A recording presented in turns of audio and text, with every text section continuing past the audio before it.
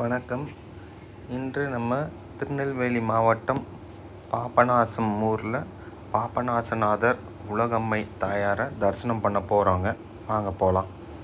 தாமிரபரணி நதி இக்கோயிலுக்கு அருகே தான் சமநிலை அடைகிறதுங்க. சாமி தரிசனம் பண்ணுறதுக்கு முன்னாடி தாமிரபரணி தண்ணி நம்ம மேலே படுறது நல்லதுங்க. கருவறை பின்புறம் பிரகாரத்தில் கல்யாண சுந்தரராக அம்பாளுடன் ரிஷபத்தின் மீது அமர்ந்த கோலத்தில் சிவன் இருக்கிறாருங்க. இந்திரனின் பாவத்தை நீக்கிய சிவன் என்பதால் இவரை பாபநாசநாதர் என்கின்றனர். நவ கைலாயங்களில் முதல் தலமான பாபநாசம் முதல் கிரகமான சூரியனுக்குரியதானது.